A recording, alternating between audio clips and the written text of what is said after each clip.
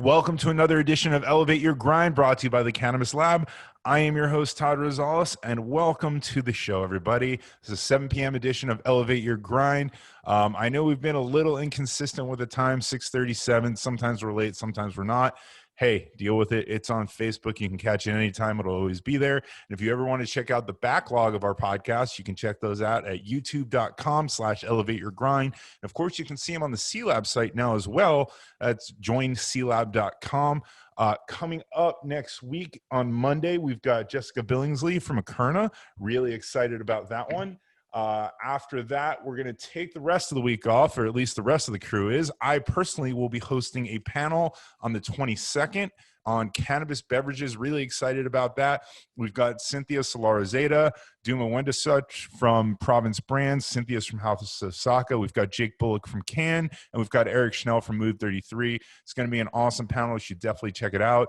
I'm really excited to see, well, obviously they know where cannabis beverages places in the future, but I think it's going to be a lot more mainstream than you think because, listen, smoking is invasive, drinking is not. As much as I love the traditional forms of cannabis, we need to look at things that are going to be socially acceptable, population-wide, I would say. Next week, or the week after that, we've got Dan Berman from Cannabis BPO. We've got Paul Rosen, who's one of the founders of the Kronos Group. Really excited about that. Paul's currently the CEO of 1933 Industries. You could see him speak at Benzinga today. And then on the 9th, this one's going to be crazy. I don't know how we're going to pull it off, but we are doing a cooking show. So Shadi Rami, who has one of the first hemp cookbooks, it's printed on hemp paper. She is going to be walking me through cooking 2 dishes in preparation for Thanksgiving. It's going to be really, really interesting, but check that out November 9th. If you're going to watch any episodes of this show, that is definitely one you don't want to miss. Mainly for the comedy factor, folks. It's going to be me cooking in my own kitchen and figuring out how to film it while we're doing that. So my guest today has been a friend of mine since I joined the industry, probably one of the nicest, kindest people that I have met. Reached out to her. We're looking to do some business together, met up at a conference, and literally just opened up her entire network to me. We've stayed in touch. We've been friends. She is the creative mind behind the Hoban Minute, and saying that, you might be able to figure out who it is, but she gets to do the fun part of the podcast and just sit behind the scenes and watch everybody have their fun on camera. But we always try to share tips and tricks. In fact, actually, Evan, who edits our videos, helps them out as well too. So that's how much we share tips and tricks. Crap, I don't know how to pronounce your new last name, but I'm just going to take a stab at it. So please welcome my friend, Halston Trabuco. You got it. Thank you so much, Todd. I am so thrilled to be here. I know that you and I have been trying to schedule this for quite some time. So thank you for letting me be on your podcast. Absolutely. Well, I figured I had to get you because originally when I reached out and I did my research on you, you don't have interviews. There's no interviews. There's nothing. I mean, come on. Everybody in this industry loves to talk about themselves. And here you are just sitting behind the scenes all the time. Yeah, what I love to do is I love to build. I love being behind the scenes. I love, just the business development grind. But I do, one of my favorite things is networking. So I think that's where a lot of people in this industry know me from. It's just like hitting up every single conference that I could, entering into the space, with a technology platform, and just wanting to meet every single person and build a great network along the way. Friends, for life come out of this industry. And I just feel like I've been really blessed along my path to be where I am today. No, you were a phenomenal networker. You've certainly helped me out and expanded my network. I want to say I would say maybe even 10% of the guests on this show you've introduced me to, and that's before I've cherry picked your guests for the Hoban Minute. So I will be reaching back out to you for that. But, I did find one interview of you, and it was really interesting because a lot of it was just about your relationship with cannabis. I think that might have even been the theme of it. So watching that interview, it seems natural to me that you were going to end up in this space. As soon as it became legal, like it was inevitable. How did you, what led you on the journey to getting into the cannabis space? It looks like, from what I can tell, your first endeavor was actually a dispensary all the way back in 2011. Not many people can say they've been in the industry that long. Sure. I mean, I grew up in the mountains of Colorado. So I grew up in Breckenridge, Colorado. And, I've been around the industry, whether it be, the black market side years and years and years ago, and kind of see that transition, people getting licenses, jurisdictions opening up here in our state. And I really have been along for that ride. Was an owner and operator of a dispensary. Our license, we had it from 2009 until 2015. And then, Wow.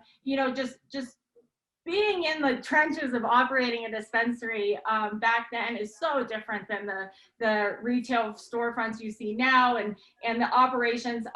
It wasn't accepted.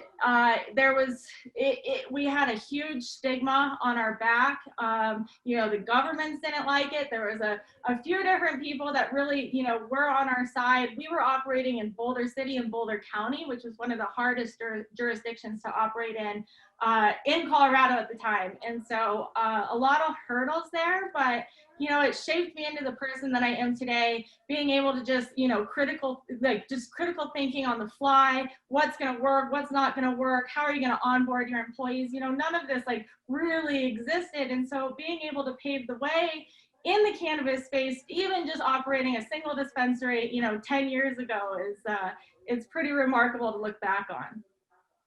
No, you certainly have the scars on your back from the early days. At least now, people getting into the dispensary world in 2018, 19, 2020. Well, 2020 is a little tough, but there is a model that exists that they can try to replicate. You were creating that from scratch.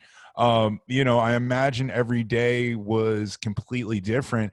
How has that experience helped you later now? I mean, obviously with Hoban, you guys touch so many different parts of the industry. And although, the consulting really isn't on you, you're more, I would say, involved with Hoban in itself as an entity. How does that experience help you in your job now, sharing your past with the people that you meet? Sure.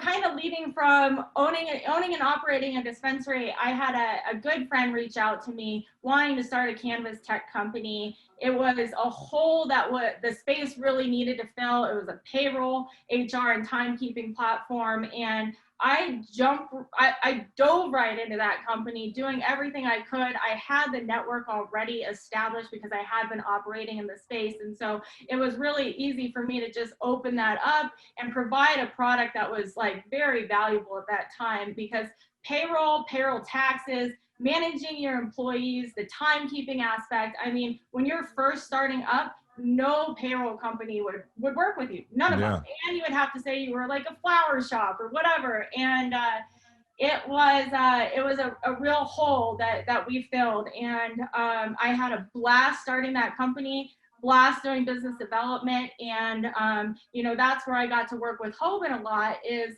we put on an MCBA Opportunity Summit in 2018, and we partnered and we worked with Kayvon, who ran for mayor at that time. And it was just a beautiful opportunity summit. We grinded to make it happen. And I was working with Kate Strickland, who is, Bob's right hand girl at Hoban, chief operating officer. And her and I just clicked.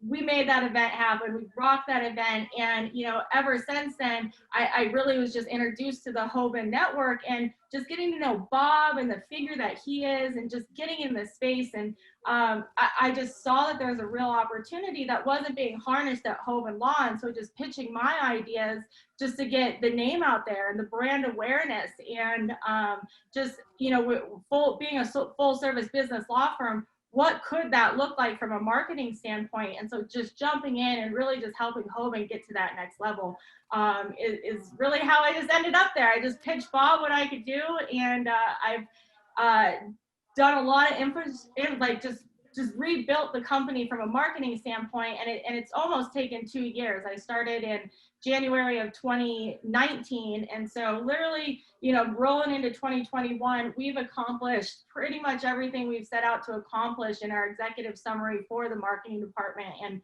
it's pretty cool to see it all, this little engine be built.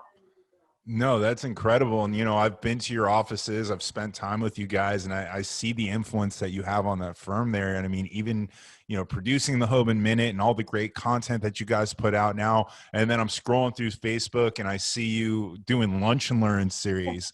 I mean, it's incredible the amount of stuff that you guys do.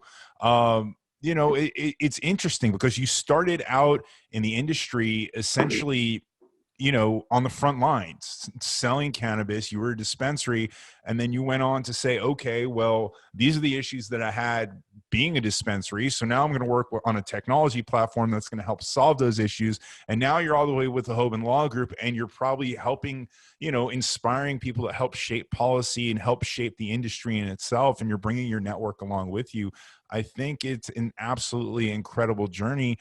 you know Fast forward 10, 15 years from now, do you want to continue being where you are helping shape the industry, or do you ever want to go back to the front lines, you think? I really, like I said, I love to build. If I'm not working on my next project or creating this team, it's just I can't stay still. And so I'm always looking to the future, looking for those forecasted goals. And so I always see myself being a part of the Hoban Law Group network 100%. I think that we have a really special thing that we've developed in the marketing department that's repeatable. And I think a lot of people struggle with, really taking their brand to the next level. And Yeah. I love doing it. And we have another consulting firm, Gateway Proven Strategies. And, just getting that company off the ground has been so exciting. And just from a global perspective, combining Bob Hoban and Charles Feldman's networks, we've been able to advise, or we have advised 37 different countries around the globe on how to implement their hemp and marijuana programs. So even just given that, there's just being a part of the Hoban Law Group network is just really special. The folks that, are on the legal team or the consulting team, it's just like, it's just special. I don't know how else to explain it. So I don't see myself going anywhere anytime soon. I really love where I'm planted, and I love just working with Bob, kind of knowing his next steps of where he wants to take the firm or the consulting company, and just plowing behind him is really what I love to do. No, you guys have a great team there between you and Bob and Eric. And like I said, I got the opportunity to be on the Hoban Minute. I had an absolute blast. Bob seems like a great guy to work for. I mean, I've had only a few conversations with him, and two of those have been recorded, one of them being my show and the other one being his. And I just like, after the second show with Bob and Eric, I'm like, I think I'm best friends with those guys. That's pretty awesome. But you guys run a great show there. What gave you the idea, especially with someone like Bob and yourself? You guys had a really good reputation. You guys are busy as can be, and clearly you now know how much work a podcast can be. What gave you the crazy idea to start the show? Because someone like me, I had nothing. I was sitting here. You remember, I was doing cannabis events. I had lost that job right before my daughter was born. And I'm like, how the hell am I going to stay in touch with this industry? Oh, let me just grab a microphone, grab a camera, and I'll see who's willing to talk to me. You guys didn't need that, but I will say it is an awesome show, because part of the other reason why I did this was I couldn't find a really good cannabis business podcast that I enjoyed listening to. I started this one, and then you guys start yours. I'm like, oh, that was a good one. I'm glad it didn't exist before, because I may not have done this. So Oh, talk to us about the beginning of that. absolutely. So last year, last year, 2019, we had a weekly newsletter that was going out that, that I adopted, and there wasn't, a true cadence to it. Like, it was just kind of stuffing all the things into it and sending it out. Obviously it was more methodical than that, but ultimately I was like, our audience needs a consistent voice. And Bob was traveling all over the world, and I was like, we have to harness this. And so I found Eric Singular last June, July, and he became kind of just like my right hand communications guy, writing about Bob's adventures, really, about working with different governments in different countries, and how this global supply chain really looks. And it was just fascinating. And so we created what was called Bob's Voice in our newsletter. And so this was where Bob and Eric sat down. Eric interviewed Bob and came up with, what Bob's voice was going to be for the newsletter every week. So kind of fast forward my 2020 goals, I was like, well, I really want to put a voice to this now. And so I already had a podcast, the framework of one built out to launch in 2020. And so and it wasn't ready to launch when we launched it, but we had the opportunity, the framework was there, the team was in place, and then the pandemic hit, and we're like, oh my gosh, we have this global network, let's just get everybody on the phone. And since we were a legal, we provide legal services, being a, cannabis law firm, we were an essential business. So we could be in the Hoban Minute studio, and we were just, calling everybody that we could, just gaining that global, not only cannabis perspective, but how is COVID in your country? How is that affecting business? How is that affecting the economy? And so I just saw a green light, and I poured the gas on it, and we just started talking to everybody that that we had a close relationship with. And obviously it's been evolving. We just turned on the cameras, and we're just starting to record Bob and Eric's conversations as they're in the studio recording once a week, and getting that regular calendar together. And there is a lot that goes into creating a podcast, but I couldn't do it without the team behind me either. I mean, we have an awesome marketing department. Yeah, no, I remember the conversations we had when you're like, yeah, I'm doing all this on a shoestring budget. And I'm like, no budget. There's no budget. Like, don't talk to me about no budget. I'm literally sitting in my room by myself doing this. But you guys, last we spoke, you were up, and I want to say this might've been August. You guys had just completed your 100th episode. How many episodes are you up to now? Because I thought when we got to 50 in July, I'm like, damn, from January to July, we did 50 episodes. We're killing it. And then like 2 weeks later, you're like, yeah, we're at 100. So how many episodes are you guys at now? So this next week will be at 116 episodes. So we're already getting up into the double digits of the hundreds. So it's very exciting. And now, just to plug the Hoban Minute, we are going to be releasing 2 episodes a week, one on Tuesday, one on Thursday at 4:20. And so that's kind of like the schedule we came up with, because we were just plowing through all of these different guests, and there was so much content in each episode that was like, oh, we got to push the brakes a little bit, like too much, we have a good problem of having too much content at the Hoban Law Group. So just kind of slowing it down, having one guest a week, and then having a Bob and Eric conversation. So the guest on Tuesday, Bob and Eric, both 4:20 Mountain Standard Time. We are going to have a conversation about that, because I think I'm having the same problem. So I don't know if you guys inspired me or if I just had a lot of free time on my hands, but we're at like 92 now. So we're starting to catch up to you. And that's something I struggle with. So we do, and for those of you who don't know, we release 2 to 3 episodes every Tuesday at 11. And I just haven't figured out the formula to figure out when people are watching it, because you'd be surprised. Like, I'll get someone like the Mark and Craig Wasserman, the Pop Brothers at Law, who have 500,000 followers on Instagram and all these different platforms. And their episode will get like, I don't know, 150, 160 views. And then I don't mean this in an offensive way, but this little conversation between you and I, which I wouldn't expect to do very well because we aren't as well known, we weren't on Tosh.0, will get like 1,500, 2,000 views. And I'm just sitting there like, none of this makes sense. So we're going to have some behind the scenes talks about how to make this show better too. Maybe make you an associate producer here. Oh man. Well, there's so many ideas to gather the data and the content, like establishing what audience to go after as well it's like a whole beast in itself. And then to kind of flip on, how do you monetize your podcast? how do you get to those different thresholds on the different platforms? I mean, there is a major science behind it. And, we have been on a spending freeze since March. And given that, we've had to figure out a lot of things just like internally, and just kind of put that hustle on and the grind. And, we've elevated our grind through all of this. I mean, I truly believe 2020, we built so much in 2020, where a lot of companies were shut down. I mean, we had a core team that was really just building this, marketing engine. And I just so appreciate just the work ethic, I guess, that was behind it all. And how can we make it better? Those are all things that we love to map out on a whiteboard. I love doing it. And even your dad got involved building the sign for the show, right? Oh, yeah, my dad is awesome. He built the Hoban Law Group sign and the Hoban Minute sign. So he's a big metal guy. He has a shop up in Summit County, Colorado, and makes big outdoor fire pits, has plasma cutters to make signs. And so I've always been able to get creative and bring something into the company that I'm working for with some of my dad's art or signage or what have you. But I've always, pinned my dad a little bit at every company I've worked for.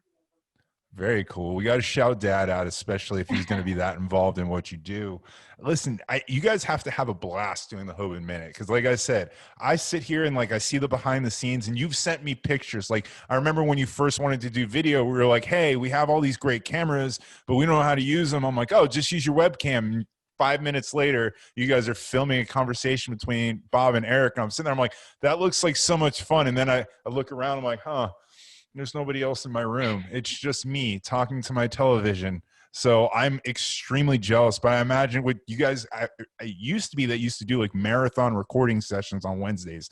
Even though you were there till whenever, it had to be a lot of fun.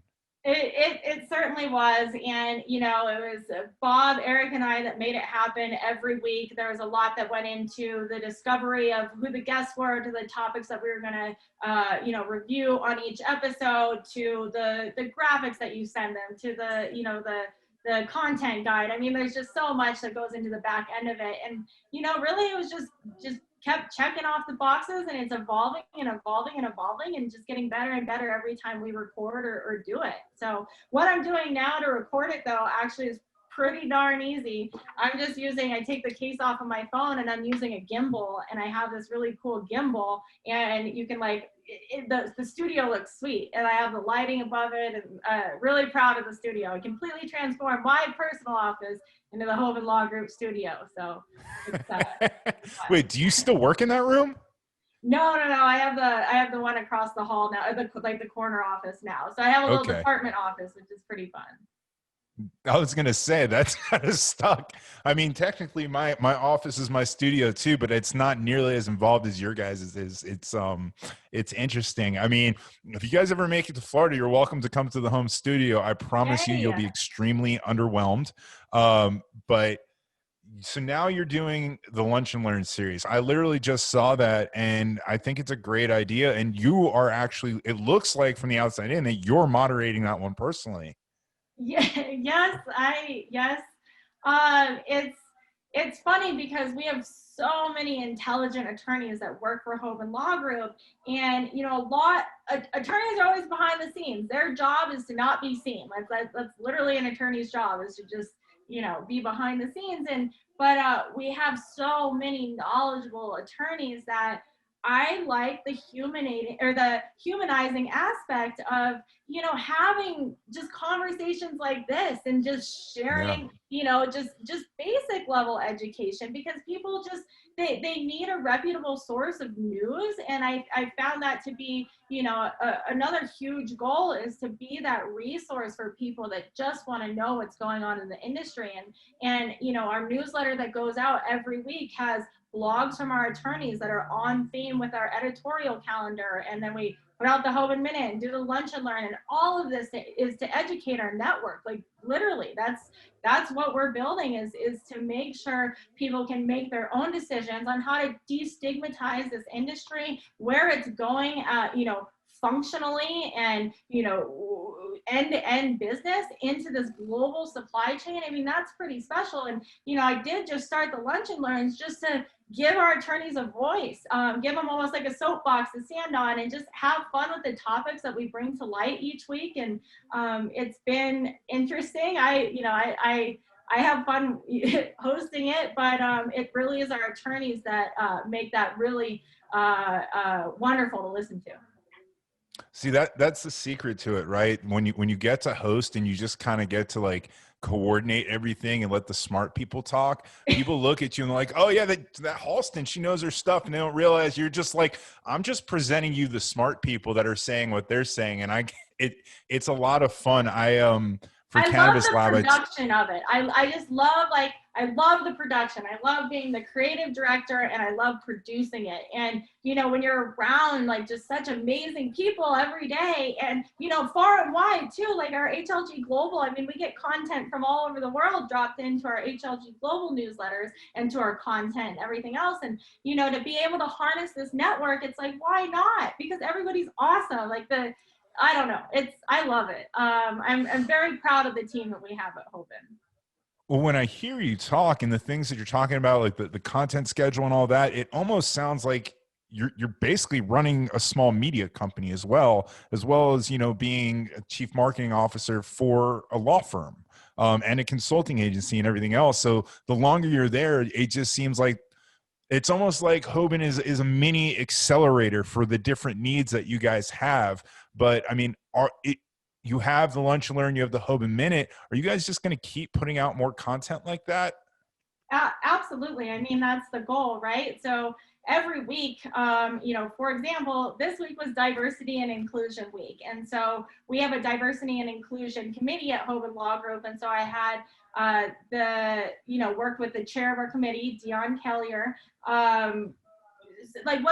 so I'll go over with her, like what kind of blogs we need to put out. And so then she works with her team to get the blogs, and then that's the content for our newsletter. And it's just this beautiful little marketing engine. And then being able to see the numbers, like when you really put strategy behind all the content that you're putting out and seeing like the numbers come back, it's just, it makes me kind of a data nerd, because I'm like, ooh, what's our open rate? Or, ooh, how many people? And like, have you guys put the videos on YouTube?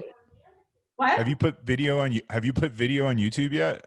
We're starting to do that, but the thing is, it's like, we're growing organically. We don't have a budget. I am just willing to try certain things to get out there, because we have this group that really does need to be, their voices need to be heard and shared in a different light than just being attorney, reviewing a business structure or something. What are their biggest highlights? What are their biggest work, history highlights? So it's really fun.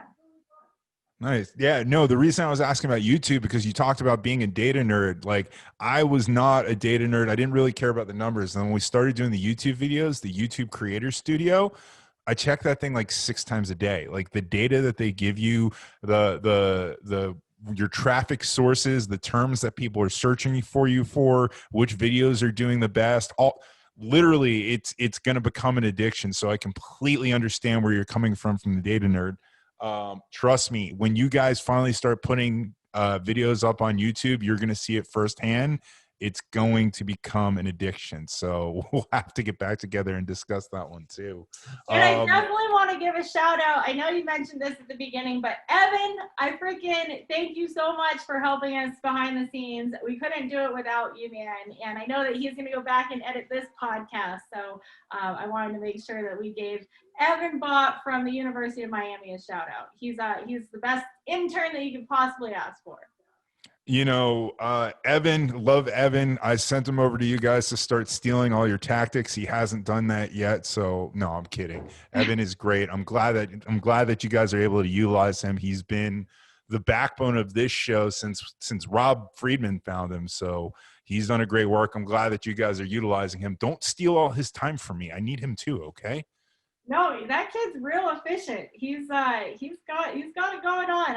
I'm really proud to see the younger generation coming into this space and really taking to wanting to learn. And that's what really brought him to the Hoban Minute, is because not only does he have the opportunity to help us edit the content, he's learning, he's taking in so many just bits of the industry. And I think it's really cool.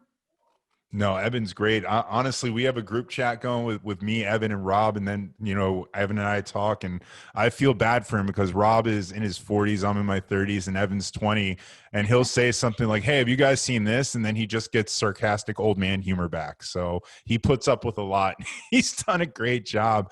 Listen, I know that you had a limited amount of time. You're a very, very busy person. So I don't want to hold you too long, but let's focus. What is the future for Hoban? What's the future for you? What are you guys looking to do the rest of the year in 2021 going forward? I'm excited to see the content that you're putting out. Oh, well, thank you. I really enjoyed being on this show, Todd. The rest of 2020 really kind of just leads into 2021 planning, to be completely honest. So just establishing what our goals are as a global law firm. What countries do we want to focus on? What target markets do we want to focus on? Still being able to provide that just educational platform, I think is always the goal. But this industry is changing, and I think anybody that's watching this knows like how you have to pivot in the midst of whatever happens. And I think it's just providing the education for me personally. It's just providing the educational platforms for folks within our network and the audience and even mainstream to really understand what this industry is. And if you haven't checked out the Hoban Minute or you haven't checked out Hoban Law Group, go to hoban.law. It's all there. Get to know who Bob is. He's such an intelligent man, and I think that he's just so humbling to learn from as well. Like, he just knows so much, and I think it's just really special, the opportunity that we have to really bring that educational piece to this industry that we need. That's awesome. And I couldn't agree with you more. Bob was the first, I would say, major personality in this industry that actually reached out to me and asked to be on this show and have me on the Hoban Minute. And that was literally like one of the things when I was doing this show, and I'm like, does anyone really care? Am I reaching anybody? And when Bob Hoban reached out to me, I'm like, holy shit. Like, I mean, I know I knew you already, and I knew you and Brent. I had never met Bob, and I thought that was so cool. And, when I look at podcasting, I look at the Rogan atmosphere, Rogan and Bert Kreischer and all those guys, and they all do each other's shows. And when I went on the Hoban Minute, I felt like we were in that atmosphere. Like, hey, they were on my show. I get to be on their show. I'm just hanging out with friends. It was so much fun. So I can't wait to actually come back to Denver, and I'm going to invite myself on your show and do it again. So yay, we'd be happy to host you in the Hoban Minute studio. So Todd, it's always a pleasure, man. I love the work that you guys are doing. So thanks so much again for having me on the show. Well, absolutely. Well, if Bob or Eric ever call out sick, I'm here for you. But until then, keep my boy Evan employed. Oh my God, you could be a guest host on the Hoban Minute. I'll remember that. You do remember that. I'd be happy to do it. So, Halston, I know this was a quick one. We'll have you back in the future because you're going to be doing a ton of great things. Thank you again. Yes, thanks, Todd. Take it easy. Absolutely. And thank you, everybody at home. We are done for the week, but join us Monday, 6:30 p.m. with Jessica Billingsley. This has been another episode of Elevate Your Grind. We're out.